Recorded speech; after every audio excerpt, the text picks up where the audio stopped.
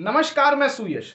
इस दौर में सोशल मीडिया ने और साथ ही साथ मेन स्ट्रीम मीडिया ने कुछ इस तरीके से अपने पांव हर गली, हर मोहल्ले और हर घरों में बसा लिए हैं कि मानो कि उनके द्वारा दिखाया गया टीवी चैनल या सोशल मीडिया पर लिखा गया कोई एक भी बात इस देश के मुख्य न्यायाधीश द्वारा दिया गया जो फैसला है उससे भी ऊपर है।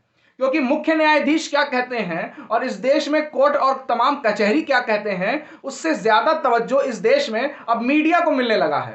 क्यों ना मिले? क्योंकि लोकतंत्र का चौथा स्तंभ है न्यायपालिका, कार्यपालिका, विधायिका और फिर आ जाता है पत्रकारिता। उस पत्रकारिता को कुछ इस तरह से इस्तेमाल भारतीय जनता पार्टी कर रही है कि मीडिया के द्वारा दिखाया गया हर एक चीज आज के दौर में सच लगने लगा है। वो किसी की बात सुनने के लिए तैयार नहीं होता है जब उसने मीडिया पर कोई चीज देख लिया तो।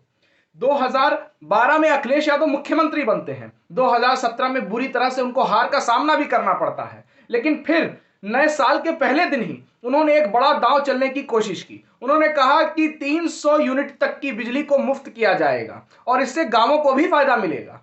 तो यह मान लिया जाए कि उत्तर प्रदेश में अखिलेश यादव जो समाजवादी पार्टी के मुखिया हैं, उनका यह दांव उनको जीत की तरफ लेकर जाएगा और उत्तर प्रदेश के सिंहासन पर विराजेगा। क्योंकि इस देश में भारतीय जनता पार्टी को मीडिया कुछ इस तरीके से दिखाती है कि ज्यादा समय भारतीय जनता पार्टी को ही आप टीवी चैनलों पर देख रहे होंगे और अखिलेश यादव के सभा में उमड़ती हुई भीड़ को आपको मेन स्ट्रीम मीडिया कवर करता हुआ नहीं दिखेगा। वो इसलिए नहीं दिखेगा कि शायद कुछ तथाकथित जो मीडिया चैनल हैं वो सरकार के साथ पक्ष में खड़े हुए नजर आते हैं और साथ ही साथ इस दौर में तमाम मोटी रकम इस देश के मेन स्ट्रीम मीडिया को पहुंचाई जाती है कि ताकि सिर्फ उन्हीं को दिखाया जा सके, सत्ता पक्ष को ही दिखाया जा सके।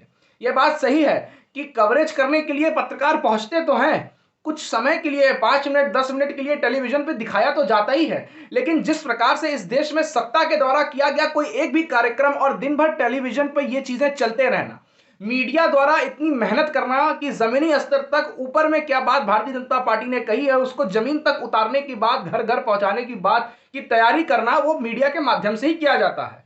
इस देश में प्रधानमंत्री का कोई भाषण लिखता हो, चाहे मुख्यमंत्री का भाषण लिखता हो या मुख्यमंत्री या प्रधानमंत्री की चीजों को तैयार करता हो, वो उस दौर में एक कोई सीनियर पत्रकार ही तैयार करता है और यही बताता है कि मार्केटिंग स्ट्रेटेजी को कैसे आगे लेकर के चलना है। इस मार्केटिंग स्ट्रेटेजी में अखिलेश यादव पिछड़ते हुए दिख रहे हैं, क्योंकि अखिलेश यादव को जिस प्रकार से मेन स्ट्रीम मीडिया कवर कर रहा है, यह लगता है कि सारी की सारी मेन स्ट्रीम मीडिया सिर्फ भारतीय जनता पार्टी को जिताने के लिए ही काम कर रही है, क्योंकि विपक्ष की आवाज को तो दिखाने का काम ही नहीं हो रहा है। वही चीज सेम कांग्रेस के साथ भी है। कांग्रेस को भी दिखाने से पीछे हट रही है मीडिया, लेकिन कांग्रेस से ज्यादा इस समय मजबूत स्थिति में आगे बढ़ते हुए अखिलेश यादव दिख रहे हैं और अखिलेश यादव की जनसभाओं में उमड़ती हुई भीड़, जनता का अपने आप उनके पास पहुंचना, बिना बुलाए उन तक पहुंचना, उनके लिए स्वागत करने के लिए तैयार खड़े रहना, और यह मेन स्ट्रीम मीडिया से गायब है। लेकिन प्रधानमंत्री नरेंद्र मोदी जी का एक छोटा सा भी कार्यक्रम होता है तो 22 से 50 कैमरे लगा करके उनके एक एक मूवमेंट को दिखाया जाता है और यह मीडिया के माध्यम से जीत दिलाने की तैयारी की जाती है। यह हर राज्य में देखा गया है कि विपक्ष को गायब कर दो और सत्ता पक्ष के लोगों को ज्यादा दिखाओ। 2019 में जब आम चुनाव हुए थे, उन आम चुनावों में यह देखा गया था कि 700 से भी अधिक घंटे सिर्फ इस देश में सत्ता पक्ष को दिखाया गया था और 300 कुछ घंटे में ही पूरे देश के विपक्ष को समेट दिया गया था। तो इस देश में विपक्ष को, तो विपक्ष की बात अगर विपक्ष रखता भी है तो उसको दिखाने के लिए मेन स्ट्रीम मीडिया आगे आती ही नहीं है, और वो इसलिए नहीं आती है कि वो सत्ता के द्वारा खरीदे जा चुके हैं। और यही हकीकत है। अखिलेश यादव जमीन पर उतरकर बहुत ज्यादा मेहनत करते दिखते हैं, ऐसा नहीं है। अखिलेश यादव बार बार जनता के मुद्दों पर बात कर रहे हैं, ऐसा भी नहीं है। लेकिन अखिलेश यादव जब भी कोई चीज कह रहे हैं तो उसको कम से कम दिखाने की साजिश की जा रही है कि ताकि अखिलेश यादव का चुनाव जीता ना जा सके। और यही इस देश की सच्चाई है। जीत और हार तो जनता के बीच जाकर के तय होती है। जनता किसे वोट देगी ये इस पर निर्भर करता है।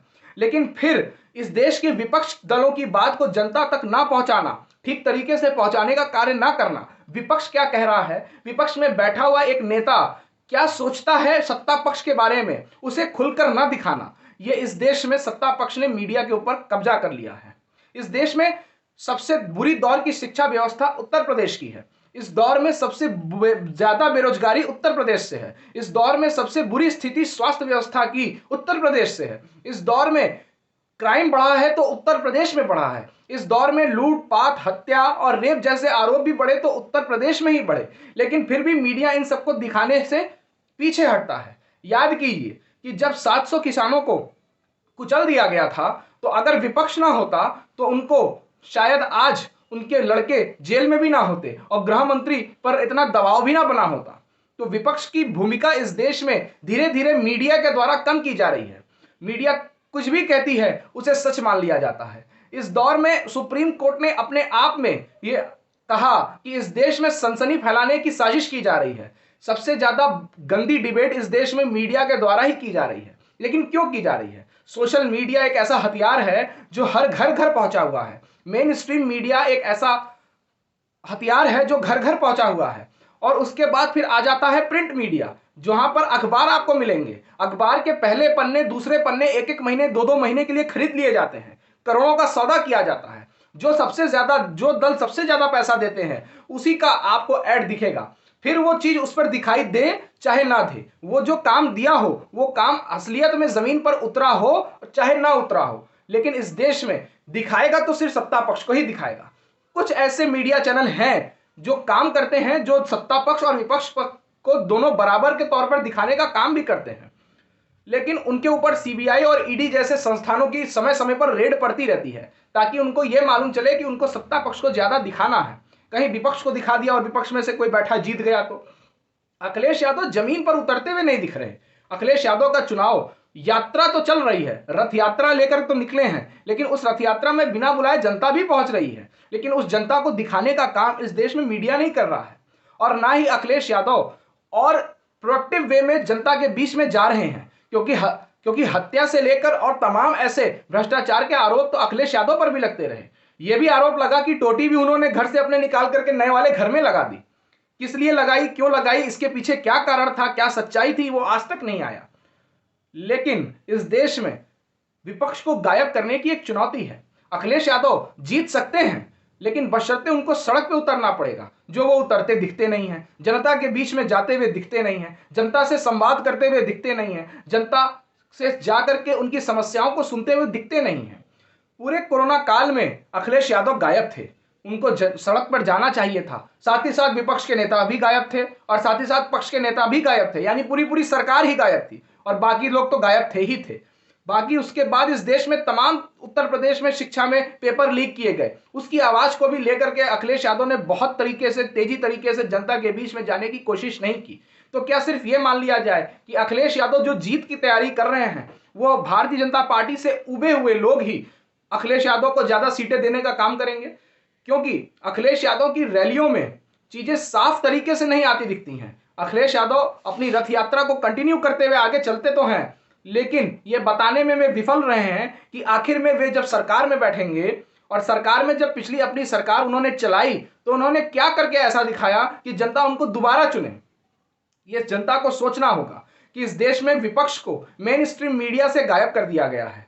अखिलेश यादव जितनी भी मेहनत कर लेते हैं उनको भी दिखाने की काम नहीं किया जा रहा है। प्रियंका गांधी जो भी रैली करें, प्रियंका या कांग्रेस कुछ भी रैली कर ले, कुछ भी बात कह ले, उसको सिर्फ एक बात, उनका मजाक उड़ा करके उनको किनारे कर दिया जा रहा है। तो इस देश में क्या विपक्ष को गायब करके सत्ता अपना हथियाने की साजिश की जा रही है? इस देश में हर गली गली, मोहल्ले मोहल्ले में आपको सुनने को यह मिलेगा कि कोविड प्रोटोकॉल बजाए जा रहे हैं, लेकिन उसमें बार बार मुख्यमंत्री और प्रधानमंत्री का नाम भी आता रहता है। यह भी एक प्रचार का जरिया बन चुका है। तमाम तरीके से मीडिया से लेकर सोशल मीडिया, इलेक्ट्रॉनिक मीडिया और प्रिंट मीडिया के माध्यम से ही इस देश में चुनाव जीतने, इस प्रदेश में चुनाव जीतने का काम चल रहा है। बेशक सच्चाई कुछ और है, लोगों को मुफ्त राशन देने की सच्चाई कुछ और है। इस देश में मुफ्त में एलपीजी बांटा गया, लेकिन उस एलपीजी को द्वारा भरवाया कितना गया दोबारा, यह बताने से मीडिया पीछे रहा।